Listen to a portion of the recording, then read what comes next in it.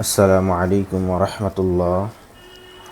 আল্লাহ পাকের লাখো কোটি শুকুর ও সুজুদ যে মহান রব্বুল আলমিন আমাদেরকে আখিরি নবী হজরত মুহাম্মদ মুস্তফা সাল্লাল্লাহু আলাইহি ওয়া আলা আলিহি ওয়াসাল্লামের উম্মত হিসেবে কবুল করেছেন। অগণিত অসংখ্য দুরুদ ও শান্তি বর্ষিত হোক সেই নবীর উপর, যেই নবীর উপর স্বয়ং আল্লাহ পাক দুরুদ পাঠ করেন। সম্মানিত দিনী ভাইগণ, আমি আপনাদেরকে আজকে একটি এরকম মোজাররব কাটানি শেখাবো যেটা নকশেবন্দিয়া তরিকায় বা নকশেবন্দিয়া সিলসিলায় জিন, জাদু, সেহের ধ্বংস করার জন্য সাধারণত এই আমলটা দেওয়া হয়। তো আমি মূল আমলটা এখন আপনাদেরকে বুঝিয়ে দিব।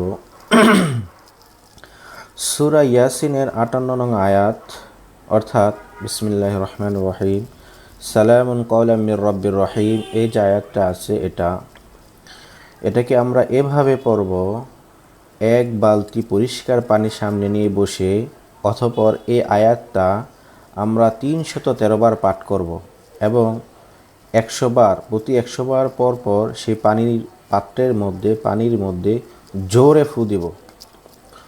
অতঃপর 313 বার পড়া হয়ে গেলে সে পানিটা তৈরি হয়ে যাবে।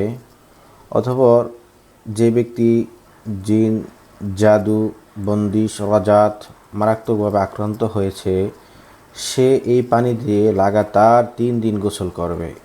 ইনশাআল্লাহ 3 দিন যদি সে নিয়মিত এই পানি দ্বারা গোসল করে, তাহলে তার সব ধরনের সমস্যা, যে সমস্যাগুলো জাদুর কারণে, সেহেরের কারণে তার শারীরিক মানসিক যে সমস্যাগুলো হয়েছে, সেগুলো দূর হয়ে যাবে।